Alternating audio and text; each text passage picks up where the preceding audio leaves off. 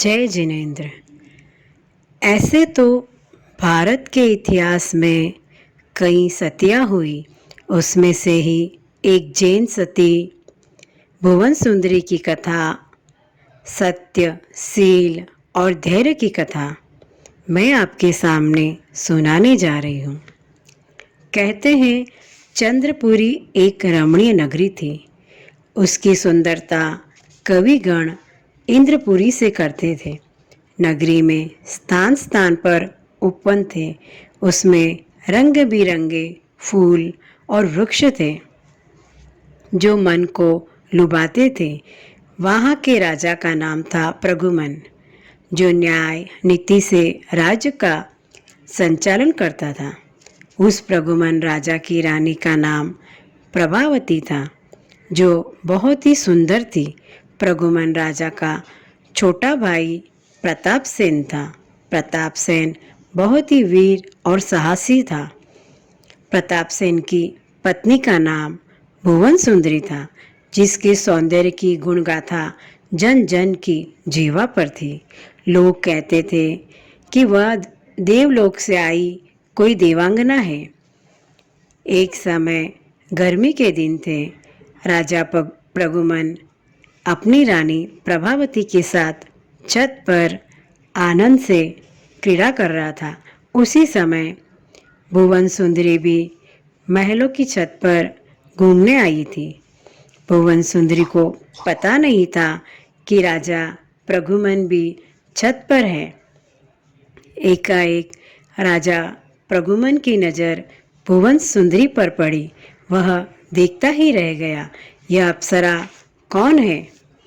तब महारानी प्रभावती ने बताया, आपके छोटे भाई की पत्नी भुवन सुंदरी है। भुवन सुंदरी ने जब राजा प्रगुमन को छत पर देखा तो वहाँ से चली गई। जब राजा प्रगुमन ने देखा भुवन सुंदरी वहाँ से चली गई तो वह भुवन सुंदरी को देखने के लिए छटपटाने लगा। महारानी प्रभावती ने राजा प्रगुमन को समझाया, छोटे भाई की पत्नी पुत्री के समान होती है, उस पर कोई दृष्टि डालना ठीक नहीं है। प्रभावती ने कहा, जिसने भी पर नारी पर कुदृष्टि डाली उसकी दुर्दशा बहुत बुरी हुई। लेकिन राजा प्रगुमन नहीं समझ पाया। प्रगुमन महल में टेढ़ा मुँह करके सोता रहा। राजा प्रगुमन मन ही मन षड्यंत्र सोचने लगा। राजा प्रगुमन ने अपने छोटे भाई प्रताप सेन को बाहर युद्ध के लिए भेज दिया। प्रताप सेन के जाने के बाद राजा प्रगुमन उपहार के रूप में भुवन सुंदरी के पास कुछ वस्तुएं भेजी। भुवन सुंदरी ने आशीर्वाद समझकर रख लिया। राजा प्रगुमन उल्टा ही समझ गया। एक दिन रात्रि में राजा प्रगुमन वेश परिवर्तन कर भुवन सुंदरी के महलों की तरफ पहुंचा। भुवन सुंदरी ने राजा प्रगुमन को पहचान लिया तथा कक्ष का द्वार बंद कर दिया। भुवन सुंदरी ने कहा, राजन, आपके छोटे भाई युद्ध के लिए गए हैं। राजा ने कहा, प्रिय, मैंने ऐसे ही अपने छोटे भाई को युद्ध के लिए भेजा है। प्रिय, छत पर तुम्हें देखकर तुम्हारे रूप का मैं प्यासा हो गया हूँ। भुवन सुंदरी ने कहा, आप मेरे पूज्य हैं। जब राजा ने मर्यादा भंग करनी चाहिए तब भुवन सुंदरी ने जोर से फटकारा। तब वो बहुत क्रोधित हो गई और वहाँ से जाने के लिए कहा। लेकिन राजा प्रगुमन जाते समय यह चैलेंज करके गया, तुझे मैं देख लूँगा। मेरी बात न मानने का दुष्परिणाम क्या होता है। दूसरे दिन सुबह राजा प्रगुमन ने एक पत्र तैयार किया। उस पत्र में भुवन सुंदरी की माता का बीमार होने का समाचार था। उस पत्र में लिखा था, पत्र पढ़ते ही शीघ्र आ जाना, तुम्हारी माँ बहुत बीमार है। भुवन सुंदरी के पास पत्र आया। वह पढ़ते ही निकल पड़ी। रथ तो षड्यंत्र के हिसाब से पहले से ही तैयार था। भुवन सुंदरी रथ पर बैठ गई। रथ भयानक जंगल की तरफ जाने लगा।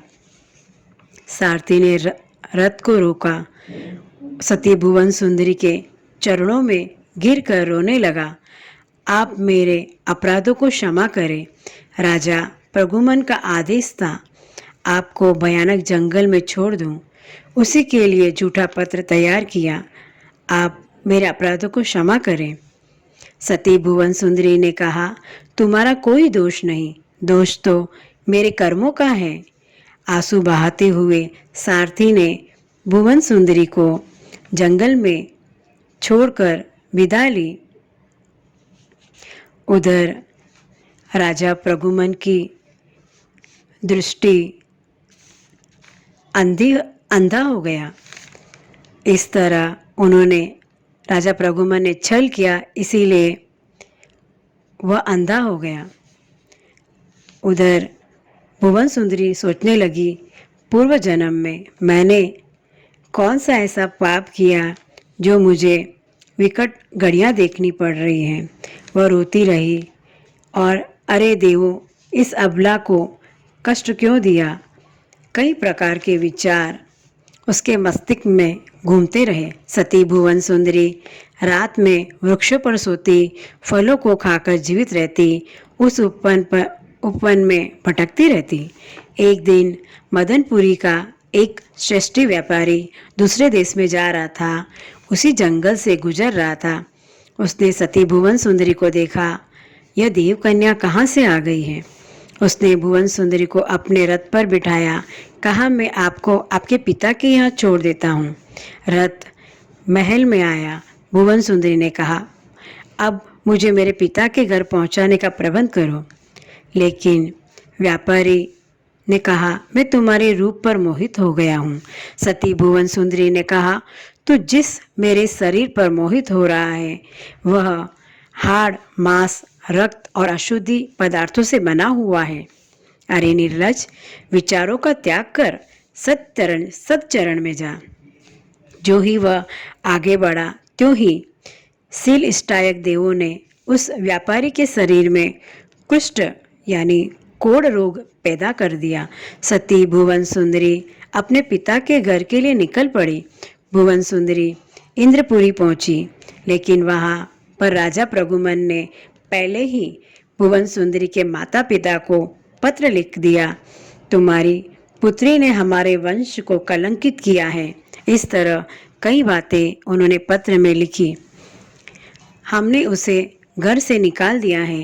भुवन सुंदरी के पिता ने यह पत्र पढ़ा तो उनका खून खोलने लगा। वह अत्यधिक क्रोधित हो गए और द्वारपालों को आदेश दिया, अगर भुवन सुंदरी आ जाए तो महलों में प्रवेश न करने दिया जाए। जो ही भुवन सुंदरी पिता के यहाँ पहुंची, द्वारपाल ने उन्हें रोक दिया और जब उन्होंने अपने पिता का गुस्सा देखा तो वह भुवन सुंदरी कांप उठी। पिता ने कहा, तू मुझे मुंह दिखाने आ गई कलंकिनी। पिता ने तलवार निकाली। भुवन सुंदरी के भाई मधुकर ने उसे पकड़ ली। भुवन सुंदरी ने कहा, मैंने जीवन भर अपने धर्म को निभाया है पिताजी, क्या आपको कोई किसी छलिए ने छला है। भुवन सुंदरी निराश होकर वहाँ से चली गई। पिताजी ने मधुकर को आज्ञा दी, भुवन सुंदरी का मस्तक काटकर यमलोक में भेज दो। मधुकर अपनी बहन भुवन सुंदरी को लेकर जंगल आया। मधुकर ने तलवार निकाली। उसी समय देवशक्ति ने मधुकर का हाथ पकड़ लिया और आकाशवाणी हुई, भुवन सुंदरी सती शिरोमणि है। सब देवों ने भुवन सुंदरी की पैरों की धूल माथे पर लगाई। मधुकर चकित रह गया। बहन, तुम तो महासती निकली, मेरे अपराधों को क्षमा करो, मैं तुम्हें छोड़कर नहीं जा सकता। दोनों भाई बहन की आंखों में आंसू आ गए और वहीं जंगल में रहने लगे। लेकिन भाग्य को उनका संयोग पसंद नहीं था। दोनों को बहुत प्यास लगी। पानी ना मिलने पर मधुकर पानी की खोज में दूर तक उस वन में चला आया। वह रास्ता भूल गया, प्यास से बेहोश हो गया। तभी वहाँ पर चंद्रपुरी, जो राजा प्रगुमन की नगरी थी, वहीं का एक व्यापारी उसी जंगल से निकल रहा था। उसने मधुकर को बेहोश देखा, उसे उठाकर रथ में अपने साथ ले गया। उस व्यापारी का कोई पुत्र नहीं था, इसीलिए उसे पुत्र बनाकर रख लिया। इधर भुवन सुंदरी अपने भाई की प्रतीक्षा करती रही, रोती रही और कहती, वनपालो, तुम मेरे सत्यशील की साक्षी हो, तो मैं यहीं पर मर जाऊं तो मेरे पति को समाचार दे देना, मैं कुलटा नहीं हूँ। और यह कहते कहते वह वहीं बेहोश हो गई। वहाँ पर चितिपुर का राजा शिकार खेलने आया। राजा वीरसेन, चितिपुर का राजा वीरसेन भुवन सुंदरी को रथ पर लेकर चल दिया। तब भुवन सुंदरी को होश आया। उसने कहा, रथ को रोको। राजा ने कहा, प्रिय, घबराओ मत, तुम जंगल में कष्ट सहन करने के लिए नहीं हो, तुम मेरे साथ रहकर राजसी सुख को भोगो। भुवन सुंदरी को महल में ले आया। राजा मलिन भावना से महल से भुवन सुंदरी की तरफ आ रहा था। उसी समय उसका पैर फिसला और उसकी हड्डी फसली टूट गई। राजा सोचने लगा, मैंने एक सती को परेशान किया, उसका मुझे यह दंड मिला। भुवन सुंदरी सोचने लगी, चाहे कितने भी कष्ट आए, लेकिन अपने धर्म से मैं विचलित न होंगी। उसी समय देव शक्ति प्रकट हुई। नारी, तू नारायणी है, तू सती है, अब तुम्हारे दुख की घड़ियां समाप्त हुई। भुवन सुंदरी के हाथों में 2 दिव्य रत्न प्रदान किए और कहा, प्रथम रत्न का प्रभाव यह था कि जिसके पास रत्न होगा वह इच्छा अनुसार रूप परिवर्तन कर सकता है। दूसरे रत्न का प्रभाव था कि मानव शरीर में जितने भी रोग होते हैं, जिसके प्रभाव से, इस रत्न के प्रभाव से वह नष्ट हो जाएंगे। दोनों रत्नों के प्रभाव से तुम जन जन का कल्याण करना। यह कहकर वह देव वहाँ से चले गए। भुवन सुंदरी ने रत्न की सहायता से योगी का रूप वेश परिवर्तन किया। उधर प्रताप सेन ने भी अपनी पत्नी को गलत समझकर भुला दिया और उधर मधुकर भी भुवन सुंदरी का भाई पिता के डर से बहन को भुला दिया।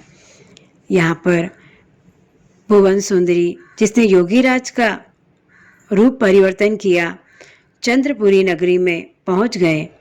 एक बार मधुकर बगीचे में घूम रहा था, उसे सर्प ने डस लिया।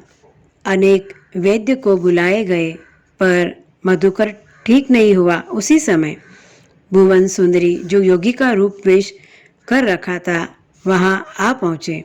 उसने मधुकर पर रत्न वाला पानी छिड़का और वह वहीं पर ठीक हो गया। मधुकर अपनी बहन को पहचान न सका। उसी समय से जो भी रोगी आते उसे वह योगी ठीक कर देता। इसी तरह उस योगी की चारों दिशाओं में कीर्ति फैल गई। राजा वीरसेन, जिसकी हड्डी टूटी हुई थी, वह योगीराज के पास आया। मदनपुरी का व्यापारी, जिसे कुष्ठ रोग हुआ था, वह भी योगीराज के पास आया। योगीराज ने कहा, ठीक है, मैं आप सबको ठीक कर दूंगा, लेकिन आज से 5वें दिन राजसभा में ठीक करूंगा। चंद्रपुरी राजसभा में आपका उपचार कर दूंगा। इस तरह जब 5वां दिन आया, राजा वीरसेन, राजा प्रगुमन, मदनपुरी का व्यापारी सभी वहाँ इकट्ठा हुए। सभी राजसभा में बैठ गए। सारी राजसभा में योगीराज की जय जयकार करने लगे। सभी मंत्री और प्रताप सेन ने योगीराज का स्वागत किया। प्रताप सेन ने वीरसेन से कहा, आप उपचार के लिए आगे आए। योगीराज ने कहा, ठीक है, मैं आपको ठीक कर दूंगा, लेकिन पहले आप एक बात बताइए, आपकी हड्डी टूटी कैसे? वीरसेन ने झूठ कहा, मेरा पैर फिसल गया। योगीराज ने कहा, झूठ मत बोलना, नहीं तो आप ठीक नहीं होगे। वीरसेन को लगा योगीराज तो त्रिकालदर्शी है।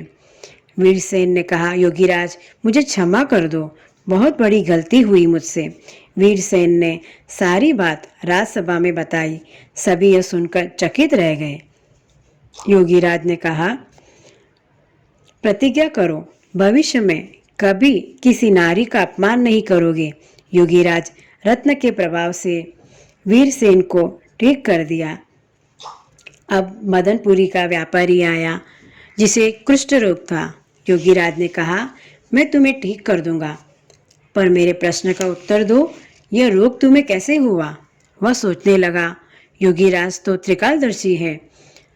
उसने वह सब कुछ राजसभा में बताया। सभी यह सुनकर चकित रह गए। व्यापारी ने कहा, मैं प्रतिज्ञा करता हूँ, किसी भी नारी का अपमान नहीं करूँगा। योगीराज ने रत्न की सहायता से उस व्यापारी का कुष्ठ रोग ठीक कर दिया। यह सब देख प्रताप सेन खड़ा हुआ। वह योगीराज से कहने लगा, आप मेरे पूज्य भाई राजा प्रगुमन की नेत्र ज्योति ठीक कर दीजिए। राजा प्रगुमन टालने लगा, मैं अंधा ही ठीक हूँ। लेकिन प्रताप सेन नहीं माना। योगीराज ने कहा, ठीक है, मैं ठीक कर दूंगा, पर पहले ये बताइए, आपकी आंखों की ज्योति कैसे गई? राजा प्रगुमन ने सोचा, योगी तो त्रिकालदर्शी है, अगर मैं झूठ कहूँगा तो झूठ मेरा पकड़ा जाएगा। तब राजा प्रगुमन ने सारी बात राजसभा में बताई। प्रताप सेन को बात सहन नहीं हुई, उसे गुस्सा आया, लेकिन योगीराज ने उसे शांत किया। योगीराज ने रत्न की सहायता से राजा प्रगुमन की नेत्र ज्योति ठीक कर दी। तब उसी समय योगीराज की जय जयकार हुई। तब उसी समय योगीराज ने वेश परिवर्तन किया और फिर से भुवन सुंदरी के रूप में आ गए। राजा प्रगुमन ने सती के पैरों पर गिरकर क्षमा मांगी। तब सभी ने भुवन सुंदरी से क्षमा मांगी। सती भुवन सुंदरी ने सबको क्षमा कर दिया और भुवन सुंदरी की जय जयकार होने लगी। इसी प्रकार सत्यशील से अपने उज्जवल चरित्र की सभी को पवित्र चरित्र का पाठ पढ़ाती है। सती शिरोमणि भुवन सुंदरी की जय हो। कुछ गलती त्रुटि हो गई हो तो क्षमा याचना। मिच्छामि दुक्कडम।